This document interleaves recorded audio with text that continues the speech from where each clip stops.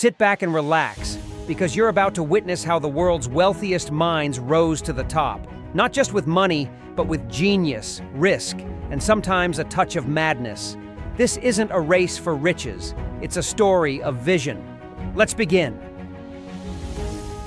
2012, Carlos Slim is at the top, the telecom emperor. But did you know? As a child, Slim learned math using an abacus instead of a calculator. He bought his first shares at the age of 12. Born into wealth? Maybe. But the real twist? Slim donates much of his fortune anonymously to universities. No fame, just silent impact.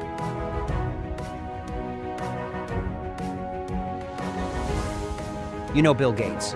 But did you know he hacked his school computer to put himself in classes with all the girls? Yep, young Gates was cheeky. But then, Microsoft, foundations, billions in donations. His life is a tale of transformation. Can you turn your mistakes into strengths?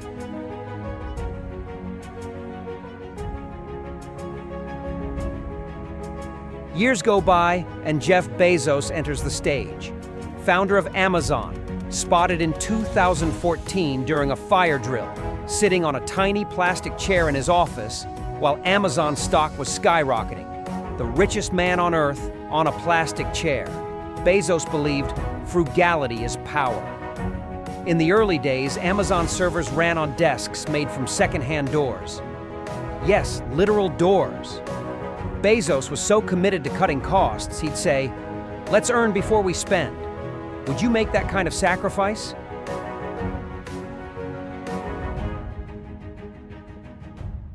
Let's talk Bernard Arnault, king of luxury, owner of LVMH. In the 1980s, he devised a cunning plan to acquire Dior.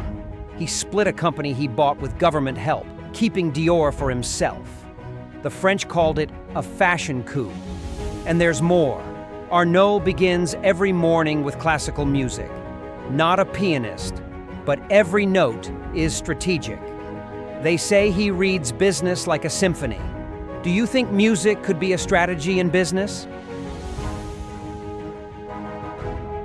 And now, stepping into the spotlight, the Oracle of Omaha, Warren Buffett, the world's most frugal billionaire. Despite a fortune in the hundreds of billions, he still lives in the modest house he bought back in 1958. His breakfast? A McDonald's meal, usually the cheapest one. But here's the real twist. Buffett isn't obsessed with spending wealth, but sharing it. In 2006, he pledged to give away 99% of his fortune. Rich? He found richness in giving. So tell me, if you had it all, how much would you give?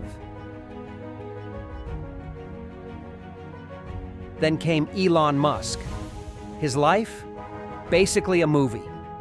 After selling PayPal, he reinvested all of it into SpaceX and Tesla. In 2008, both companies nearly collapsed.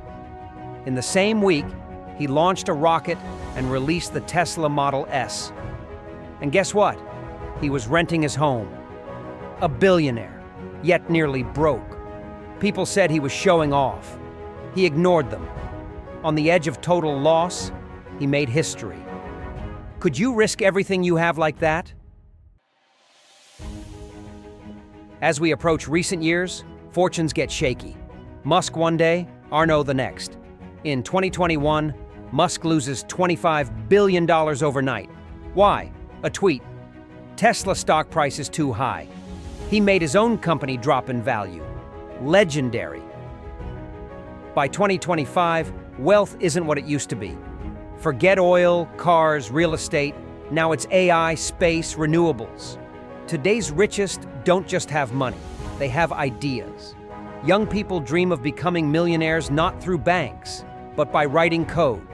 Everyone wants to be the next Musk. And the best part? These billionaires play different games.